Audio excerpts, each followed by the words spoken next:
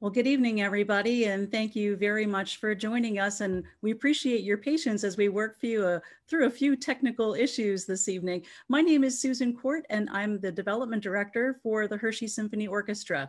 I'm very, very honored to be joining you this evening. Our Executive Director, Paul Metzger, is on vacation, and I was delighted when he asked me to step in and join you all this evening. Well, good evening, everybody, and thank you very much for joining us. And we appreciate your patience as we wanted to let you know that we have a wonderful show ahead of us. And if you just give me a moment while we address one more technical issue, we're going to get started. So stand by. Our Executive Director, Paul Metzger, is on vacation, and I was delighted when he asked me to step in and join you all this evening. Good evening, everybody. I'd like to let you know of a few things coming up that are of interest to our symphony listeners. Ahead of us, and if you just give me a moment while we just stand by for 1 second. Thank you. Get started. So.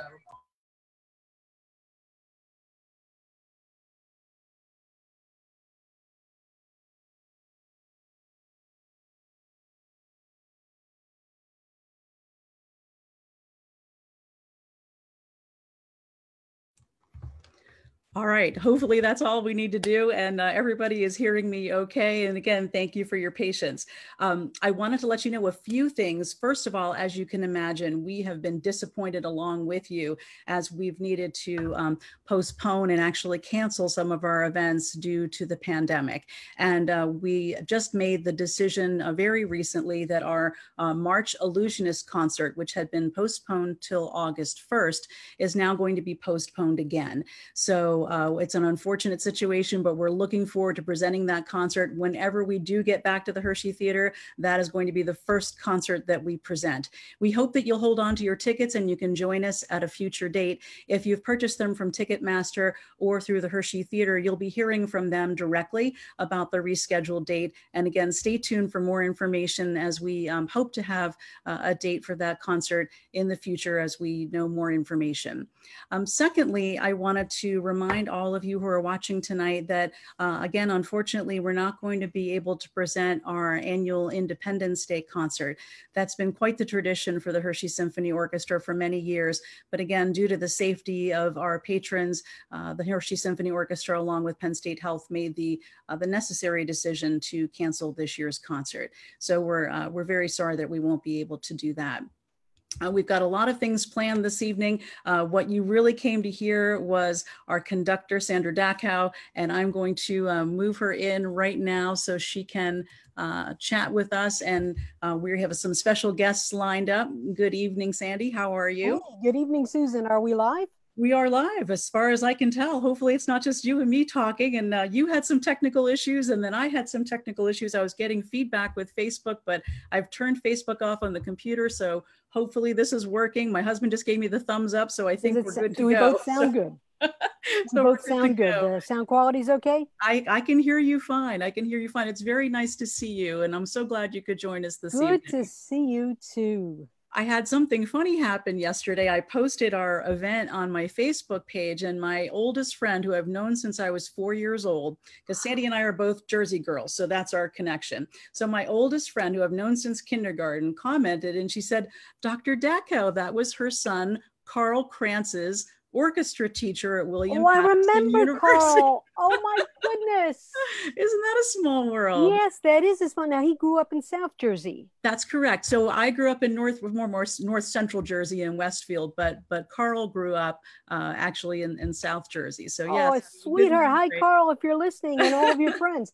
I will tell you something amazing about Carl's violin teacher. When I was still in college, I worked at Rowan in the summers, which was called Glassboro State College back then, before they got that amazing endowment and changed their name to reflect the benefactor.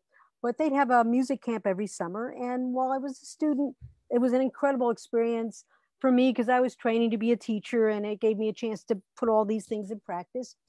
And one of the people I met while I was there and who had helped us out was a woman named Bernina Sokolovsky, who taught all these kids in the neighborhood. And Carl was among them, although many generations later. So she'd been teaching, and she was well established even when I was still a student. So you imagine how many years ago she'd been teaching. She only passed away a short while ago, and she was about 100.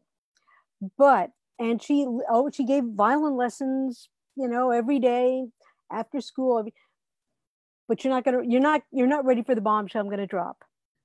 Her husband was an engineer, petrochemical engineer, and he invented Mobile One. Really? Yes, she didn't need to give those violin lessons.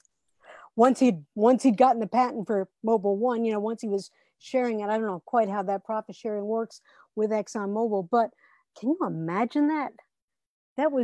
And they never moved out of that house, as far as I know. It was just very modest. They were part of the community, and she taught at the local. I think she started the program at Glassboro Junior High School, Glassboro High School. The kids all spoke so warmly of her. Carl spoke warmly of her, and I remember he said, we know someone in common, and I said, she was your teacher too. She taught everyone. Oh, well, that's a heart warmer. That's her love of music then, right? You didn't expect the Mobile One though. No. Well, sometimes musicians are muses for other great things to happen. Mm-hmm, for sure. Well, I will definitely, I'm sure Carl's mom and dad, Claudia and Paul, might be listening now, but I'll certainly pass along your regards to Carl the next time I see him. Tell him I'm very proud of him and I hope he's doing well. I will do that. Well, it's certainly been many months since we've all seen you, other than the last Facebook Live you did with Paul. How are you doing? I'm doing okay. I don't know, for those of you out there, I had 2 spine operations a year ago. One was in May, and then further repair work in June. And they told me it would take about a year before I felt like I was able to get all my function back. Well, it sure took about a year. Mm-hmm. And so I worked hard up until the time where essentially everything ground to a stop with the furloughing with COVID. I was going to have physical therapy, and my physical therapist came to one of my concerts. Actually, he says, if you get back on the box, we'll be there. Because at the time I was like holding onto a walker. And it's like, I want to conduct again. I want to walk again. And he looked, he said, if that's what you want, that's what we want too. And they helped me enormously. And so I can't say enough good things in gratitude for being able to walk around again a year later and being able to get up and make music again. Well, we're very thankful that you're healing and doing well, and it's so wonderful to see you. And I know this season has not been what anybody has expected, but we're coming together here on Facebook Live to still have that community of music, even though we're not performing music right now. And there's a lot of good to come from that. So I wanted to take a minute, if we could, to make sure that we are recognizing our sponsors. Let me see if I can get this to advance. There we go. Our season sponsors this year. We could not do what we do without our very generous patrons and sponsors. Amen. And we'd like to give a very special shout out to our platinum sponsors, Highmark and Penn State Health, along with the Hershey Company, very long-term sponsors of the Hershey Symphony Orchestra. Our gold sponsors, McQuaid Blasco Attorneys at Law, Cornwall Manor. Our silver sponsors, the Law Office of Stephen A. Stein, UPMC Pinnacle, and Mabel Tang Piano Tuning and Repair. And our many bronze sponsors, including Hershey Entertainment and Resorts, the Hershey Rotary Club, Country Meadows Retirement Communities, the Hershey Trust Company, Members First Credit Union, and Manja Manja Italian Grill. And they join a long list of our advertisers as well that help us do all that we do. We also want to give a special shout out to those companies that sponsored our fundraiser that we were not able to have. As you know, we had a very special fundraising event planned for May 2nd at the new Englewood venue in Hershey. And we were so excited about that. And we had to postpone it till October 10th. But again, given the situation that we're looking at right now, we just made the decision that we're going to have to cancel this year's event and plan on doing something even more wonderful in 2021. But we do want to give these sponsors an extra thanks for their generosity in supporting our fundraising event that didn't happen. And that includes includes Highmark and Penn State Health, the Hershey Company, M&T Bank, and Country Meadows Retirement Communities. So we want to say thank you to all of them for making it possible for us to do what we do each year. Let me join you in those thanks. I know I speak for all the members of the orchestra, all the members of our audience. The whole idea, you know, if you think back to who wrote this great music for us, Haydn. Haydn was writing it for a patron, for an employer who had lots of money, a member of the nobility. Mozart was kind of trying to break out of that mold. He didn't want to really view himself as a servant, but essentially this was a product that you couldn't partake of unless you were part of the nobility, part of the gentry. And the concert as we know it, as an egalitarian coming together and sharing of something inspirational, it's a fairly recent phenomenon. And in our country, it's not, we don't rely on the government support in the same way that, for instance, Europe, with a long tradition of continuing what had been aristocratic patronage, was taken over by the state, because the state says this is a treasure, this is a part of our national identity, this is who we are, we love this, and the music will happen no matter what.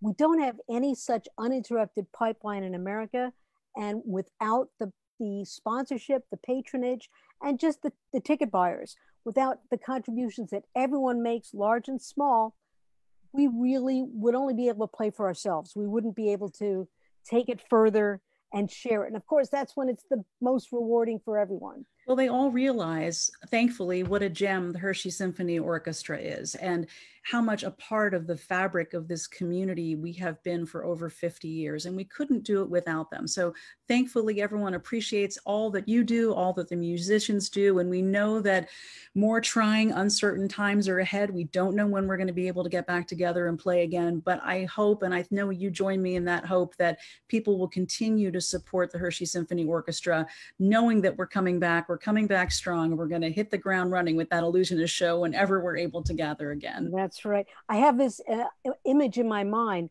of everybody kind of pumping iron at home. I'm using that as a phrase, but kind of, you know, practicing. Well, we can't do this as a team, so we're just going to have to really build ourselves up as individuals, because that makes the most sense under the circumstances. And when we finally do come together, it's going to be amazing.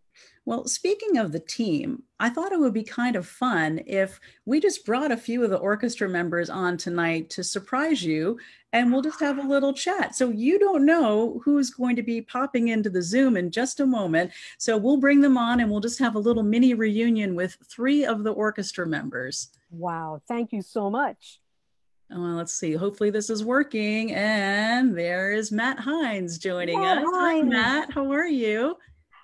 We've had Matt Heinz in the orchestra, I think, since you were a university student at E-Town. Am I correct? Hello. How are you, Matt? How are you doing? So good to see you. Doing okay. Doing okay. You've been with us since you were a student. I started right in college at 18 years old. That was just a few years ago, though, right? I know. Now we've got, as the case with many of our orchestra members, we've got his kids in Festival Strings. His daughter's in Festival Strings. And I love seeing each new generation excited about making music because they watch mom and dad doing it, or grandma. I mean, I cannot, my dad was a musician. You cannot stress what a gift that is to a child if they see you making music and you're clearly enjoying it. Well, making that music is definitely a family affair. So we're going to bring in 2 other guests so you can say hello to them too. And we'll chat for a little bit with Gary and Susan Hoffman. Hey guys, nice to see you. Super. Good to see you both. Okay, everybody get your instruments out. Let's play something. I was going to run and get the weights. Well, actually, you know, Susie, when we were on Zoom for a board meeting, you were with this beautiful cat. Now I see you've got Gary instead. Actually. Is the cat right there? Oh, oh, that cat is a keeper. He's never far away. I can tell. I can tell. Now, for people who don't know Matt and Gary and Susie, talk a little bit about, and we'll start with you, Matt. What do you do in the orchestra? What do you play? How long have you been with the orchestra? Then Gary and Susie, let's ask the same question. Okay. I am playing string bass. I've been playing, what Sandy said, was since I was 18 years old, and it was back when Sandy started back in the 91-92 season. So it's been quite a number of years. From time to time, I've jumped on serving on the board of directors and also helping serve with the foundation. So I do whatever I can to keep the organization running and supported, and doing what I can to help behind the scenes. Sandy mentioned that my daughter was playing in the festival strings, and it was neat. She looked at the group one day and hadn't played violin at all before, and made the decision, I'm going to play on stage with the Hershey Symphony just like my dad. And 2 years later, there she was. It's amazing how determined, at the rate she's going, she's going to fly past me in no time. It's so much fun to be a part of the group and part of the music, and it's like a big family. Oh, it is a big family. It's not like a family, it is. And I remember I thought your daughter was a pistol before I even knew you were her dad. Now it all makes sense, right? It does indeed. It does indeed. Gary and Susie, what about you? Okay, I play trumpet. I played since the 5th grade. I played up through high school and college, and then I put the trumpet down for about 20 years. Didn't even touch it. I moved to E-Town in 2002. In 2004, I joined the orchestra after practicing for a couple of years, so I didn't make a fool of myself. And over the years, I've been improving, getting better year after year. And so, what else? I teach college. I teach chemistry, not music. What else? Big band. I play in the big band. I play in I went to New Orleans for a year and played with some bands down there. Played in brass quintet. I played in the brass quintet for the college. I just enjoy playing trumpet, and the orchestra is a great place for me to do that. And I play great music, and there's a lot of great musicians. I have a lot of fun with it. And I'll help you out a little bit here. Great musicians, including your wife. Absolutely. Susie, you've done a great job organizing that viola section.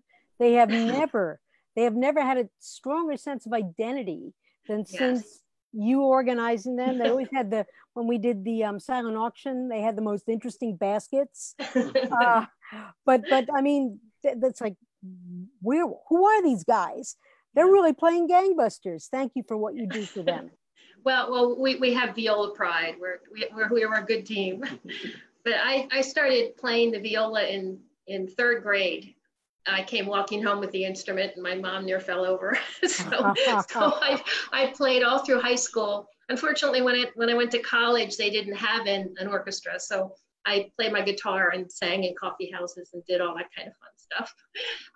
And then later on, when I was up working at Penn State, I joined the Nittany Valley Symphony. So I practiced. So I played with them for, oh gosh, a long time. And actually, Greg Woodbridge, who's been conducting us off and on. He actually was in the symphony up there as a student when I was there. So we played with each other back then. And then when I moved to Elizabethtown in 1998, and it was actually people in the Nittany Valley Symphony said, oh, well, you should contact the Hershey Symphony. And I called, and that was it. So since 1998. We're so glad both of you are there. Go ahead, Susan. No, I was just gonna say, it's so nice to see even just a few of you together. It just makes me happy. This must be hard, not being together, not being at rehearsal every week, and not having the concerts. How do we keep this camaraderie going? I mean, this is a great way of starting it, but it's such a family, as Susie mentioned. Well, I've been having viola Zoom sessions, so the violas have been hanging out. So that's been fun, and actually one of the violas actually had stopped by. We were dropping off music, so we social distanced on the back porch yesterday. So that was really nice to see someone in person. But we're trying, and you talked to the trumpet player? Is that what you're doing? Not much. I mean, I think Colin's very busy, and then Ethan dropped his music off yesterday, as you mentioned. But, it is tough. It is tough to keep in touch with people. Emails, texts. It's about the best you can do, it seems. But well, we're having fun with this, and we're hoping that this alleviates some of the sense of disconnect. You know, Susie, you're saying your mother almost fell over when you brought the viola home. So my younger brother, Matt, you'll like this, 5th grade, Mom, you got to come pick me up at school. And yeah, he's got a bass. And we had no idea how to put it in the car. Nobody taught us how to. So we drove home with the scroll hanging out the window because we didn't know. So now I teach those methods classes where I teach in New Jersey at William Patterson University. I teach the students, and we spend one class period at the end of the semester. Everyone has to, that's their final exam. Everyone has to load the bass in and then out again of my car. And the whole point is that they could explain to a parent who's looking at this saying, not my house, no, wait. Or the school bus driver for that matter. How do you get it in and out? How do you use it? It's like a Tetris puzzle. Yeah. And I actually have given my students that question. I said, okay, you have a VW Bug. The driver plays bass. The passenger plays cello. And the cello and the bass are in the car with them. Who goes where? And I've seen it done. I was like, it's like a circus act when you see them all get out of the car or get into the car. It is possible, but that's not possible. Well, yes, it is. You just have to really, and as a scientist, Gary, you would understand. It's a puzzle. You got to solve the puzzle. Yeah, solve the puzzle. I tend to be more holistic in my thinking, but yes. So it's so good to speak with you folks. I hope we have other symphony members out there watching and enjoying this, and I hope we get some of you on next time. Well, and now everyone knows not to answer my phone calls on the morning of the Facebook Live because what a mistake. Here we are.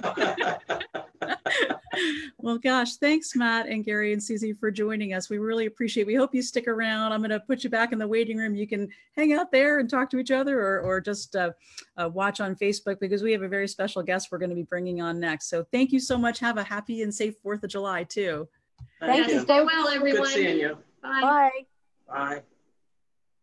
Right, let me move them out and now move in our very special guest. And before I do that, I do want to let people know that if you have questions that you would like to ask, you can certainly just ask them right on the Facebook Live and feed, and we'll get to those questions as we go throughout the program. So now I would like to bring on with us the renowned vocalist Gwendolyn Bowers. Gwen has performed with the Hershey Symphony Orchestra many times and performed around the world. And she was supposed to come here for dinner this evening, but instead I invited her to the Zoom. So I'm so glad that she was willing to do that. And I know Sandy and I are so excited to talk with you tonight, Gwen. Well, I'm glad to be here. Good to see you. You know, you never look any different. The decades can flash by and you look fabulous. Well, thank you. I'll accept that. Take it and run with it. Well, I want to talk a little bit about what you're both doing. And I found it very interesting when I spoke to both of you yesterday. You both were sharing stories about the challenges and the joys of educating music students virtually. And I was listening to both of you talk about it and thinking, oh, this is perfect. So Gwen, share a little bit about some of the sort of the joys and challenges you've had in working with your students teaching voice lessons over Zoom. Well, in the beginning, it was very difficult. The first week was sort of comical because sometimes there would be interruptions, there would be a lag in the timing. So in about 2 weeks, after about the second or third lesson, I got sort of a rhythm. Some of my students, depending on where they live in the county, if they have a strong signal in their house, Skype works the best, but there were some wonderful things that did happen, even though we had difficulties. They had to listen more. They had to listen in depth, and everything takes more time.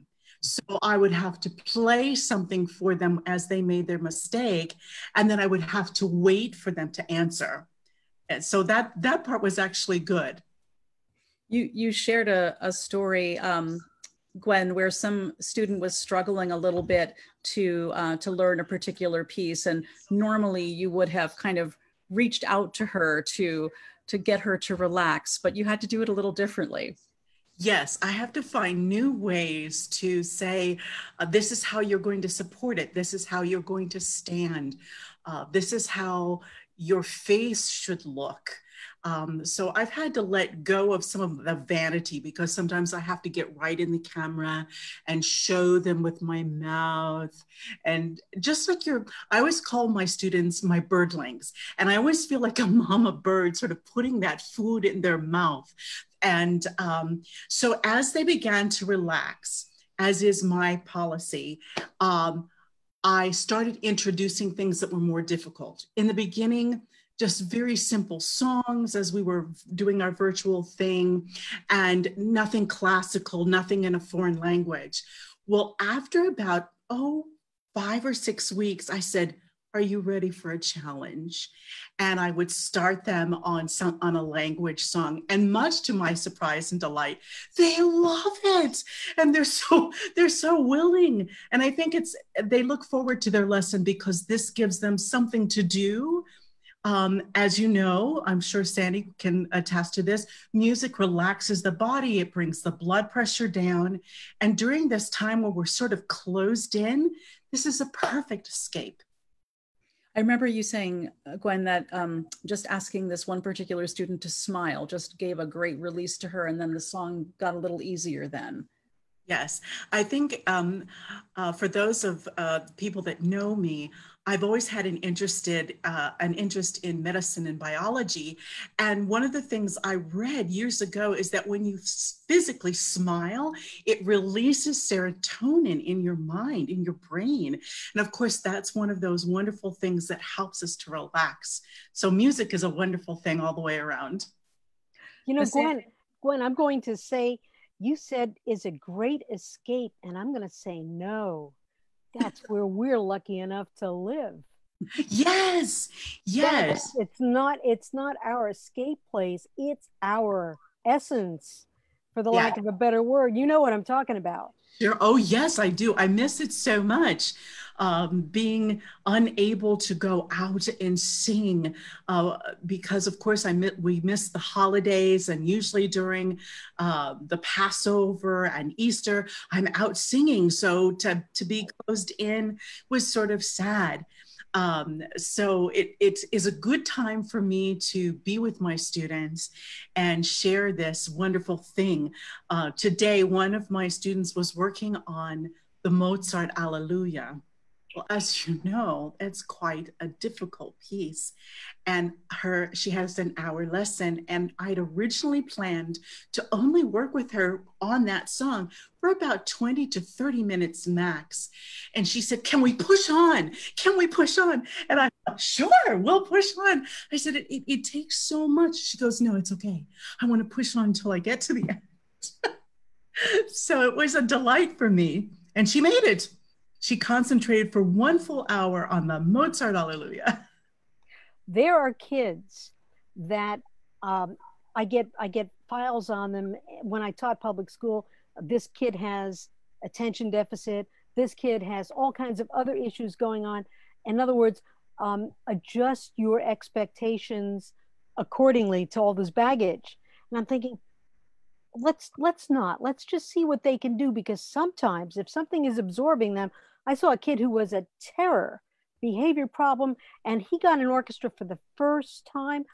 He was good as gold, and he lasted for 8 hours. It was a long festival weekend. His mother said, no way is that going to happen.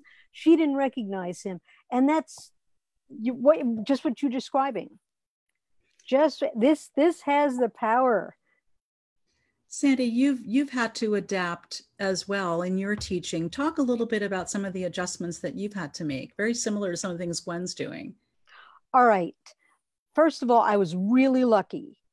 I had my university concert was March 11th. Oh. Yeah, exactly. The night that the pandemic was announced and New Jersey went into a state of emergency and everything shut. The previous day, the university president said, well, we're not really that impacted. And one day later, we're closing. We're simply closing. And I was so lucky because we were able to culminate our work, give that concert, and went afterwards. Kids and I went out afterwards, other faculty members, and socialized. We really haven't done any of that since. Now, the hardest part for me is I'm still trying to work out how do I teach extremely time intensive is not the right word. It's content intensive and it's skill sequential intensive. I have to teach all the kids who are going to be band directors how to play string instruments as part of their certification curriculum. And yeah, you can imagine how much they have to do, how quickly. I have to make sure that I'm building on good habits, because as soon as any tension creeps up in there, you'd have to undo what happened that week and redo it. No one wants to do that, neither the students nor I. And they have to know how to recognize that in others. How do you do that on Zoom? You won't get to as much. How do I have that class on loading the bass in and out of the car? Very carefully, at a distance. Someone else is going to have to hold the camera. There are lots of YouTube videos made by other people that I can point to. How do you change a string? How do you solve X, Y, and Z home repairs? But it's not the same as them having their hands on the instruments. It's like learning how to tune a violin for the first time. You're usually too rough with it. And unless I'm very careful on how I've got these instruments passed out to these adults who are strong, but they have no idea how much is too much or not enough or whatever. You learn how to do that. It's like holding a new baby for the first time. And we just don't have the same opportunities for doing it. It would be like doing brain surgery wearing garden gloves. So much is uncertain right now, and certainly right. Education is a little uncertain in terms of how that will be delivered in the fall. If the two of you could kind of share your thoughts about your concerns, either short-term or long-term, for how this pandemic might impact students who are learning music and what that could mean for music in general. Gwen, if you'll let me go first on this one, only because what I'm teaching, obviously I work with groups, the Hershey Symphony being one. We're not allowed to be gathered in groups. If we are, we need to be socially distanced, and there's no rooms. Most schools have outgrown their music departments a long time ago, just because we're so successful. Everybody loves what we do. So many kids want to be part of it. The room won't accommodate all of them. So, we're talking about tortured solutions. The band will be chopped up into groups of 8 students at a time, staggered throughout. Man, where can I sign up for that? That just sounds like so much fun. Of course, it's not. And they said, well, we're going to protect you too, because, hint, hint, hint, you're an older adult. That's a risk factor. You're going to be in a plexiglass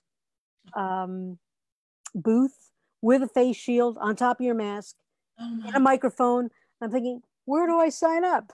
This is just, it's not going to be as we remember it. Now, good things will happen, and maybe some good things will, as Gwen was saying, will result that never would have been brought to light before. But it's going to be a challenge. Now, part 2 of that answer is there's already organizations, think tanks. Okay, let's just say schools are desperate to come up with, I'm talking about the public schools now, or universities for that matter. They're desperate to get something going in the fall because we can't have another distance learning exclusive experience for kids for all the reasons we hear discussed every day.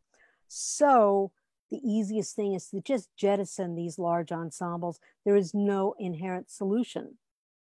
There is no solution, either to the facilities or the spacing or the essence of what it is. Well, you can do something else, but that doesn't mean it's valid in terms of, is it choir? Is it orchestra? Is it band?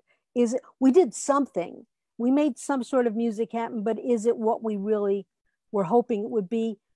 So we have these think tanks thinking, okay, let's say it's removed from the curriculum. How do we get it back in the following year? It's really nice to have that opened up little space and the room in the building. Oh my gosh, now we want to put it back. How do we have high school marching band when we've lost a whole year of 5th grade beginners, or high school orchestra or chorus or whatever? Nobody has answers for any of that. And they're working hard to protect what we knew, because we have to be conservators of that. I don't want the Hershey Symphony to be chopped up into groups of 8 people. As worthwhile as that is on one level, it isn't what anybody really wanted it to be. So those are questions that we hope will be answered when we have more, a vaccine, effective treatment, that we're not in this reactive mode that we find ourselves in now. But nobody knows what that's going to look like. Gwen, I monopolized that answer. Over to you. Oh, that's okay. No, it was I agree with all of that, because certainly one of the things that I do every year, or have done every year in this area for many years, is sing Handel's Messiah at Christmas. And I thought, oh my goodness, well, we can't do that. So I guess one of the things that I will say is that, of course, we all want to be safe. Now, I am about to embark on a project the kind of project I've never done. As it turns out, the Harrisburg Opera Theater is trying to put a program together, and they'll do like some of these other places have done. I will receive recorded music. I'll be on something like this, record it, and then it will be edited. Right. Together and then shown or streamed or whatever. Don't ask me about too technical things. I'm a singer. Give me a score. But it was now what about my lighting? But I've also had practice with that too. So my oldest son, who is a performer and also really into the technical things, said, Mom, just make sure you have a light in front of you and a little bit of light in the back, but not too much light. So all of that to say, I hope that some of the recent findings, one of the things that I've been doing, because I'm not employed the way I was, is I've been looking into contact tracing. And one of the things, so it's fascinating. You would be a dream to talk to on the phone. Imagine somebody with a beautiful voice like yours.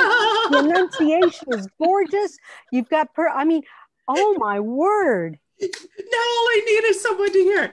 But what I'm thinking is there is some good news on the horizon. Just as now that I'm doing this, I get all these newsletters. So do know that in Europe right now, there has been one very successful vaccine that has been tried.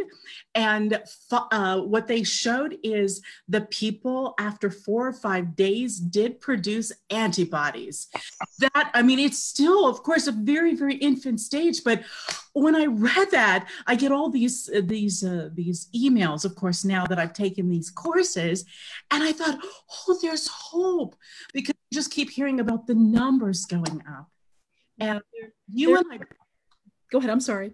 Well, you and I both know, because you sing, some people may not know, that you have such a wonderful instrument. And I always think of the voice as being an instrument.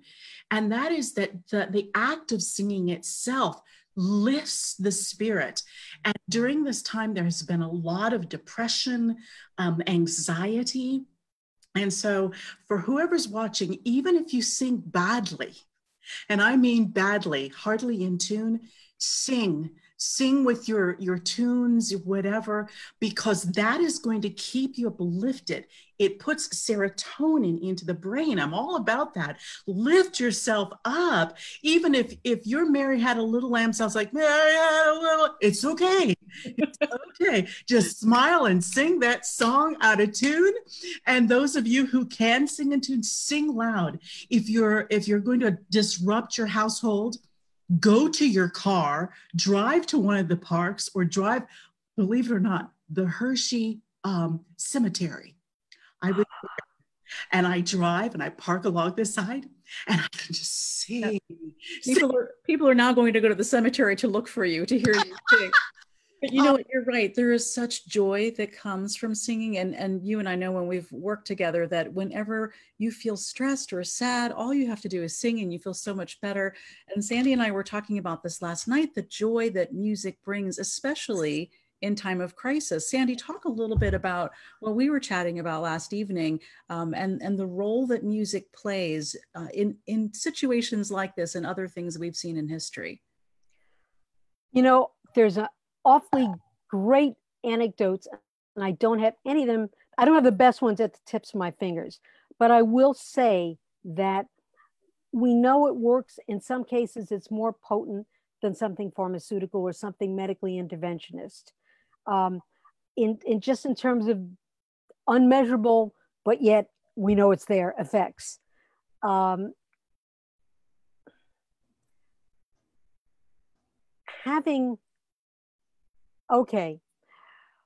Flight 93 on 9/11 goes down in Western Pennsylvania, and the area knew that that the plane was headed their way, and that was not part of its flight plan.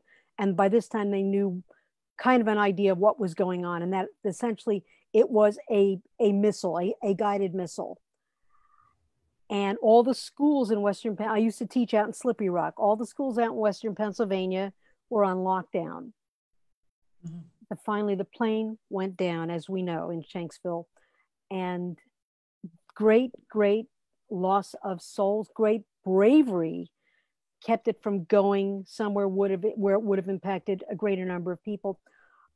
Mars area schools, the Pittsburgh International Airport is in Mars Township. So the nearest school, and that's where they were worried, that school was under a special lockdown, and kids in that school had parents who were in the air traffic business. This is all very real to everyone. When the plane went down, the kids were in the orchestra room of the one junior high school there. And they're stunned, of course. And one child just says, "Can we play? We need to play." That sums it up better than anything I could say. Can we play? Can we please play? We need to play. And what came to my mind was the Titanic. I was thinking that too. I thought, yes. As they didn't with their and that's what it's like for people that maybe don't understand artisans or musicians, and they think we're sort of strange. It's such a passion to us. It's like breath. Mm-hmm. And even though they knew that they were doomed, they played.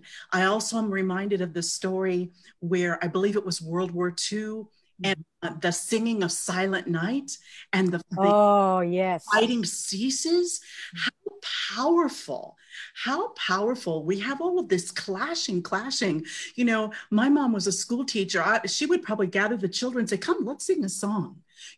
Let's sing a song, because that unites us, that we all have some kind of an instrument going on." And of course, what you do is the playing and putting your energy through an instrument that's fashioned out of wood and strings and brass. What a wondrous thing.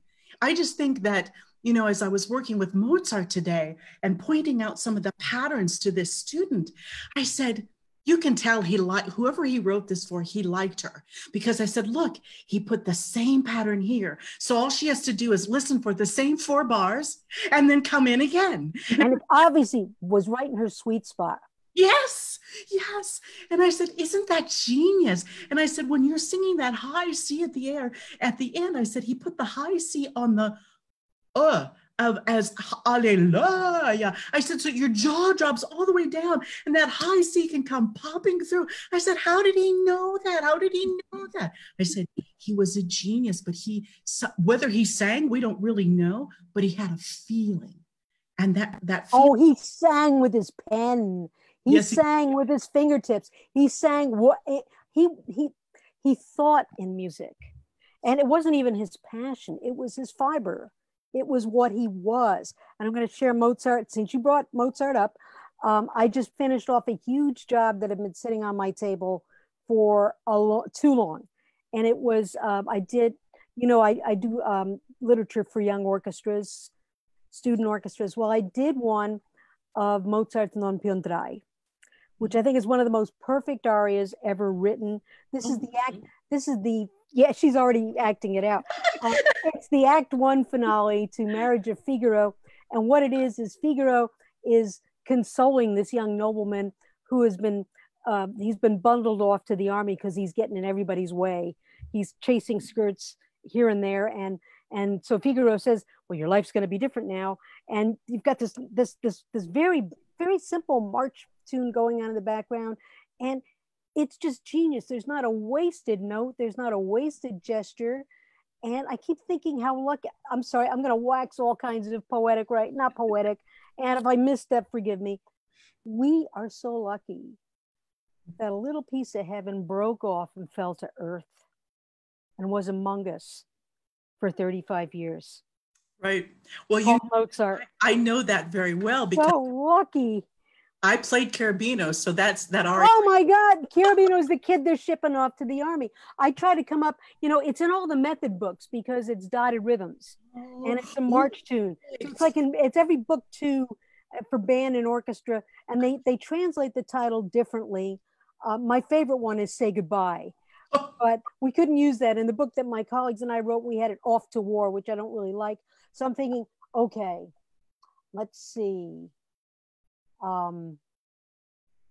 Okay, time is up. Pack your bags. It's the army. Oh, good. That's something catchy that kids would immediately grab.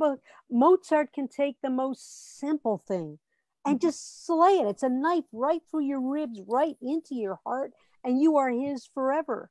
And I know people are saying, well, these two ladies are just gushing over this stuff. This is real. Don't mess with us. This is real. About also the fact that there are so many studies. It's not just Mozart, but Bach. And I raised a child who is now a young man who listened to music while cooking in the oven there. I was going to say, tell us, when did he have his first music lessons? I was hoping we'd get to this. Well, his first music lessons began about when I had just begun my 3rd month. I was asked to join a study that was being done at the Eastman School of Music by a professor by the name of Dr. Donald Shetler. And he was doing a paper, I believe, on what happens and the effects, a follow-up, because of course there have been studies over the years and nothing has been conclusive. I even looked up a few of the newer ones. The only thing that scientists can say for sure is that they know that the children react. All I can do is tell you my story and the story of some of the children that were part of the study. I was part of the control group, which meant all I needed to do was play classical music for the fetus 3 times a week. I was not restricted to anything. So at the time, I was bedridden. I had a difficult pregnancy. So I was bedridden, and one of my favorite works at the time, and now I've added many, many more, was the Dvorak New World Symphony. And so we listened to that every Monday, Wednesday, Friday, in addition to 1 or 2 other things.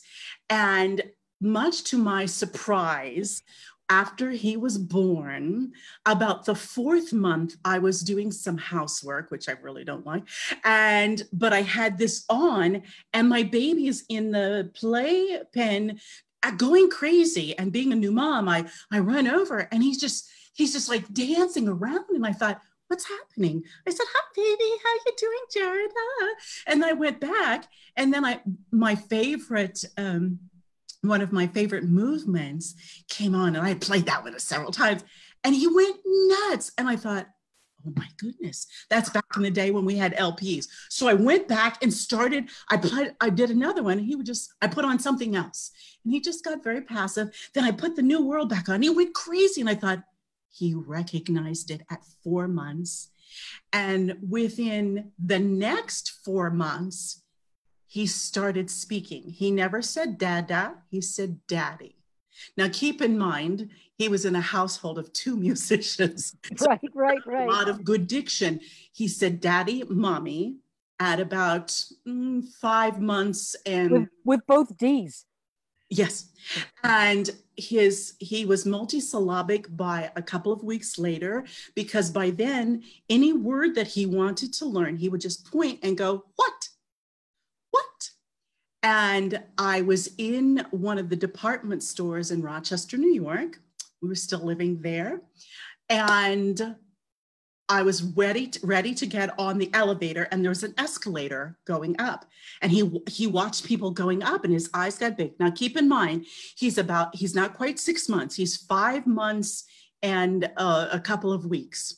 And he said, what? And I said, oh, and he's a baby in a stroller. I said, escalator. And he went, I said, escalator. He said, escalator. And this was waiting with me, goes, like this. She jumps back and she said, did he just speak? I said, mm-hmm. And she said, does he say anything else? I said, oh, yes.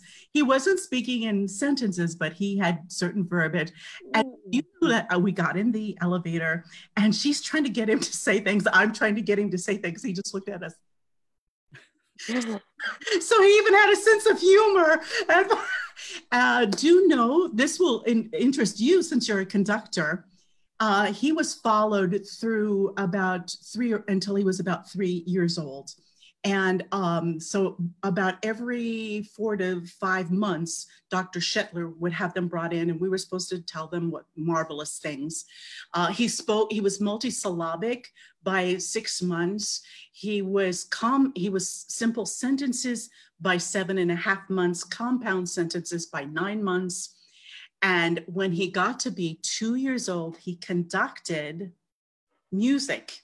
After the doctor put him through some little tests, asked him some questions, and then he said, look, I want to ask you something, Jared. He said, would you like to listen to something and express it? He just wanted to see if he would dance or whatever. And he said, yes, I want to conduct. He loved PBS. We watched PBS. So he had watched Zubin Mehta. So and I would have to pull him back. He would just go right up to the screen. So Dr. Shetler put on some music. He said, well, why don't you conduct to this? I wish I had written down, but I was so shocked at what happened next. I just had my mouth open. And so the doctor says, now, do you know what to do with your hands? He said, oh, yes. He said, but I need a pencil. He said, and he took a pencil. He went, and then he raised his hand and he went like this. And then when the music got, into it, he went just like he had seen Zubin Mehta. So I would say to anyone, if you have a child or a grandchild that's about to be born, you want to raise their IQ and their verbiage skills, because that's what the science shows. Play a little classical music for them before they come out. Put it on your stomach, turn it way down. And I use it as a mommy and me time, a bonding time. That's beautiful, Gwen. I'm going to share with you something. But by the way, folks, for those of you out there, I probably bumped into you in Rochester because I would come in on Saturdays. Dr. Shetler was advising my dissertation during the time that you were in the study. And he'd always say, I'd have to, I would be teaching at Slippy Rock all week, and then I would drive up for Saturday, and he'd say, okay, I got a baby coming in at 10, and I got another baby coming in at 1. Oh my goodness. So let's put you in at 11. So you were there. You were when Dr. Shetler was doing that. Right, oh right. Goodness. I knew about his research. And I knew shortly afterwards, I met the person. There was a famous anecdote about Victor Feldbrill, who I believe was conducting the Hamilton Philharmonic in Ontario. And nice guy, and I'd met him at a workshop for teaching conducting once. And the story was, here he is, he's grown up, he's a conductor, and his mother was a cellist, and he's looking at one score, and he's just looking at it, and the cello line just leaps out in capital letters at him. And it's like, he just hears this, and that's all he hears. And apparently his mom was playing that symphony when she was about ready to you know, ready to bring him out, and his debut. And he says, I cannot explain to you how vivid that line was etched into his prenatal memory. So we can, a lot of this will remain anecdotal because it's difficult to measure. I asked Dr. Shetler myself, I said, how do you know what's your indicator behavior? That's a highfalutin, that's a doctoral word. Yes. What's your indicator behavior? In other words, what's your threshold? What behavior marks the threshold of leaving this behind and indicating something new, something whatever. And he said they hooked them up, and maybe you remember this, they would hook the babies up to pacifiers that could measure the amplitude of suction. And when the baby heard something he recognized, we're talking about infants, who are not yet able to move around much. Yeah, no, babies. Exactly. And he said they would measure when the baby recognized something. It was like, that's the only thing they could express with. But they were there. This is real, mom and dad. This is real. You can't give them tennis lessons until they're older. But this you can start with right from the beginning. And it doesn't even have to cost anything elaborate. Yeah. So how neat that the two of you are probably in the same place at the same time. Oh yeah, we crossed paths there. I watched your husband accompany recitals.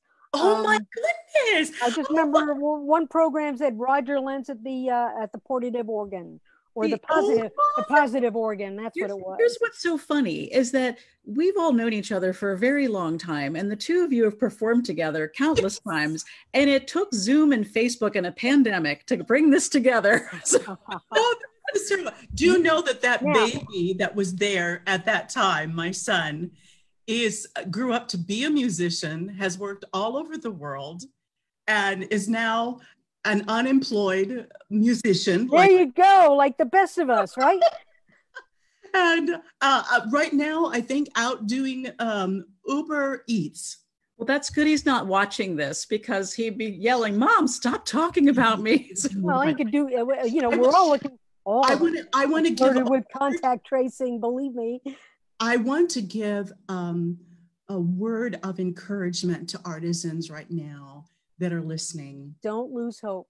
Don't lose hope. But just take this as part of your journey, and you're enriching.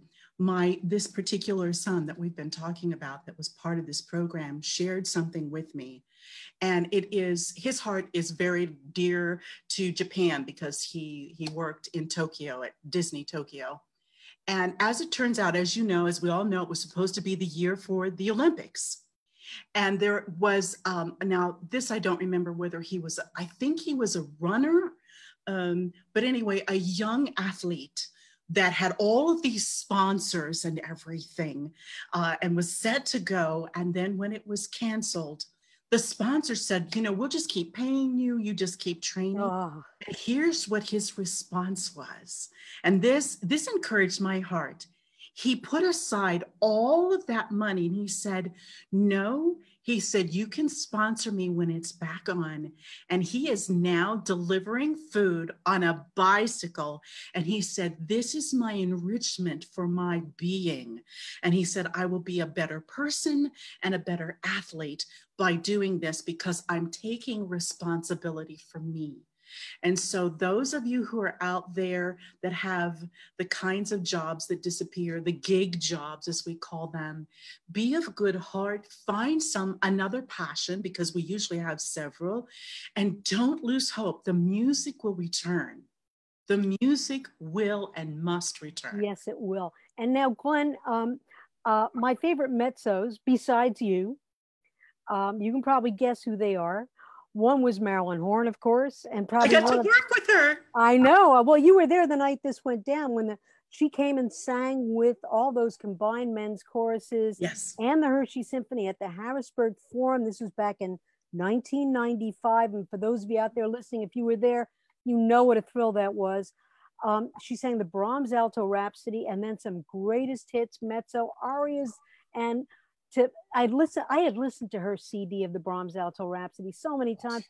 To hear her singing next to me, I cannot describe. That was A peak experience, a really peak experience. But you know who my other favorite is? And this won't come as any surprise. And I couldn't believe she was still alive until recently, because it seems like she would live forever, was Risa Stevens. Risa Stevens brought this as a crossover art to the movie audiences. Yes. A beautiful, beautiful woman, a wonderful singer. I have her LP of Carmen. It's still my favorite recording of Carmen. And you know this story. You can help me tell this, or you can finish it. The anecdote, and I don't remember the tenor, and it doesn't even matter. She's singing Delilah, and she's singing the great aria, and you tell us the title, because I Murder the French. What is it called in the second act? What is it? Just before he gets the haircut? Oh, just before. My heart and thy sweet voice. Yes. Mon cœur. Mon cœur s'ouvra ta voix. Yeah, you did so much better than I would have done it.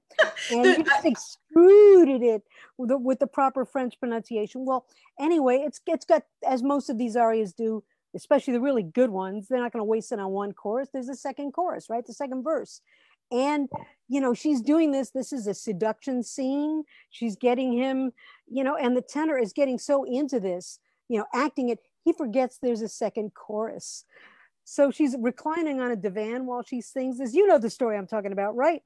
And he decides he's going to jump onto her. Only it's not ready yet. It's not time in the music yet. It's got another verse to go. And it was on rollers. It was on casters. So he jumps on top of it, and it starts rolling off stage. And she doesn't miss a note.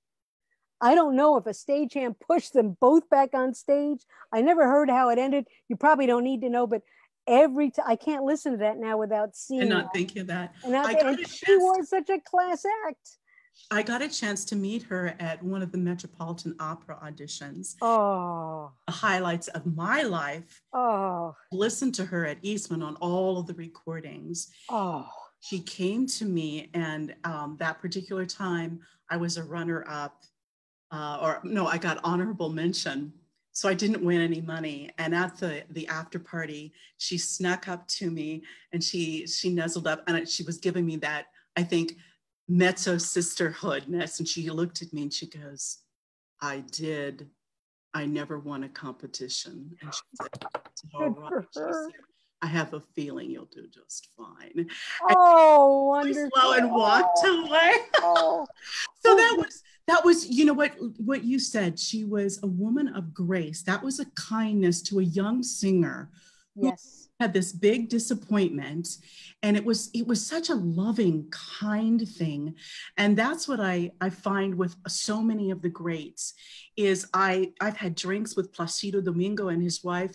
He is so gracious. These people, and I don't know if music does that to you. I don't know. Susan has been my friend for so long. She is very gracious. And it seems like my artists and friends they're so much fun to be around. That's why we need music. That's why everybody needs to have that experience. And, you know, she was in that movie back in the 30s or 40s with Bing Crosby, Going My Way, took opera into the living room of all these tough New York types who, that was their entree. And she was Carmen. I mean, how can you not fall in love with her? The two of you have worked together a number of times for Hershey Symphony Orchestra. Share some memories of some of the performances that you've done together. One of my first one was way back a ways. It was in the 1990s, because we had just, Roger and I had just moved here from Rochester, New York. And maestra. Now, and this is, I have to ask you very quickly, do you prefer being called, because of the way things are in this day and age, are you maestra? Because I was taught maestra, but nowadays is it just maestro? Well, we say congressman when it's a woman now. Okay. If you've noticed that on TV, yes, we say congressman, which I thought was a little odd, but that's fine. I've always been taught maestra, but I'm always pleased when people even know to say that. Now, Gwen, I'm going to give you the memory. Remember that wacko piece about the 12 Days of Christmas with the triangle player? And you had the talk about grace. She has more grace, I mean, than I've seen on a performer. She submit herself and played straight man to Donna Devan, who was dressed up like Santa Claus with the triangle. It was total horseplay on stage. The audience loved it. We got feedback from the audience members saying, "Get Gwen Lentz again, get Gwen Lentz again." And I thought that was awesome. Well, thank you. One of the things I'd also like to share is I got to sing the Mon Coeur. Yes. And there's something about the lines, the way that they are written. And what I can't describe to people that have never had the opportunity and the blessing of standing in front of an orchestra and being encompassed by the sound of the instruments. It is mystical. It is otherworldly. We take that for granted. I do this all day long. I was like, oh, I got another rehearsal. No, and I'll never think that way again because I miss it so much now. But you watch the reaction of a person who's never had that chance. Well, one time we had a Halloween concert for kids, and we had a promenade of kids in costumes, march them up across the front of the stage, and we had kids simply stop. They were arrested by what they were experiencing. They couldn't even move. They couldn't walk. They just stood there. I need to thank the Hershey Symphony because my granddaughters had their first symphony experience when the symphony did the Disney. Wasn't that fun? Oh, really? My cousin's kids, grandchildren were there as well. And they were there, and he also gave me the privilege of this. I get so choked up. The first time they ever saw me perform live was with the Hershey Symphony, and they had their beautiful party dresses on, provided for that. Oh, my. And they loved my dress. They loved sparkly. So thank you. That's a very special gift that you gave me. So thank you very much. Well, no, you gave a great gift to all of us sharing your music. Susan, are there any questions from our listeners? There are not, actually. I think everyone's just mesmerized listening to the two of you. So there aren't. We can stay on a few more minutes in case anyone has any questions. Well, there is a question that we got last time, and we didn't have a chance. We ran out of time to answer them.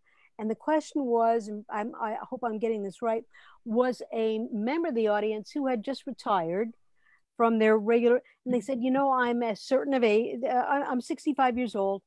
Is it too late for me to begin music study? No, never. Never. I'm thinking we all agree on that one.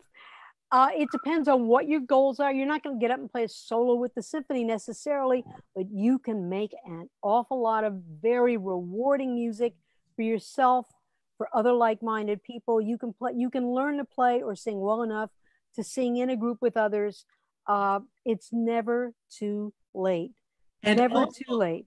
The added benefit, now I'm going to go to the medical place, the added benefit is it causes new synapses to grow. So by all means, find something that you think you'd like to do, and find there are teachers that are teaching virtually, and do that and enrich your brain. If we're going to be quarantined or whatever, and it looks like we're going to have some level of that for some time, it's perfect. I started learning Spanish because I've studied Italian and French and German. I thought, if I knew Spanish, I would be higher up on the wanted list for the job that I want, because they want someone who speaks Spanish as well. But that's all right. Even if I'm never bilingual, it's kind of fun. It is fun. I mean, it's just fun to challenge yourself. And learning whether you're learning a language or an instrument or singing, There was a book on our reading list when I was learning to be a teacher, and this is back in the 70s when everything was kind of very idealistic too, and challenging previous very rigid notions about what education should be like. And the book was a great book. It was called education and ecstasy, and how when you're learning, you don't want to be doing anything else. You don't want to be interrupted. Am I right? When you're learning in a class like music and you're singing Messiah or you're playing something amazing, you don't want the bell to ring. You don't want that. You don't want the spell to be broken. And so, folks out there, if you, any of our listeners out there, if you have a question, not so much for me because I'll be here again, you know, you'll get tired of me, but especially for Gwen Lentz, who is, I'm sorry, I used your husband's name. I always know you as Gwen Lentz. Gwen Bowers. Gwendolyn Bowers. Me. Now I clarified that so anybody who's confused knows where we're coming from. Well, we have a question for any of us. We do have a question, Sandy, although I hesitate to bring it up because I specifically said to Paul that if he was going to allow me to do this, which has been such a great joy and honor, that I just didn't want him to heckle us tonight. This person says he's really not Paul, but he wonders what it's like working with somebody so charming, you know, in the orchestra as Paul Metzger. So I know the two of you have worked with him before. I don't really know that it's him asking these questions, although I think it may be. I have a feeling it might be. Paul Metzger is the Costello to my Abbott. That's sum it up. I mean, we can go back and forth across the orchestra, and I try to keep a straight face, and I try to stay on task, and I have no idea what he's going to come up with next. All I know is that it'll get more laughs than anything I can come up with, and I've made my peace with that. But you know, he keeps things lighthearted, and I will tell you that when I'm backstage or in preparation, it's fun to be around him because I love to perform, don't get me wrong, but I go through any kind of anxiety that a lot of performers, my heart's beating really fast and I'm pacing and I'm you know, and then I'm trying to breathe and everything, and he'll come over and say something that is so hysterical. Outrageous. And just walk away. And it leaves you there. And I laugh and then I feel relaxed. So I would say he's an integral part of your organization. Well, he's wonderful because we do not have, you know, in many organizations such as ours, there are various frictions that will emerge, and that's not in the best interest of the group if you allow that to get too much traction. And he just keeps that from happening. And I'm just grateful because we all want to get the best work out of each other. We want to give each other the best of ourselves. We want to take that and share that with the audience because that's what makes it fun to perform, is knowing out there people are happy about something we pulled out of the air. Think about that. Yeah, we made those notes come alive. And we're sharing them, and people really, they came out of their homes on a Friday night and allowed us, gave us the privilege of sharing that. What could be better? What could be better? So by the smile that I see on Gwen, we're all in a profession that is just, it's as good as it gets. Mm-hmm. And I mean that in the most honest, sincere way. Nothing could beat this. How about that? Can we end on that note? I think we're close to ending. I just wanted Gwen just to remind us, when is the Harrisburg Opera performance that you're doing? Do you know the date offhand?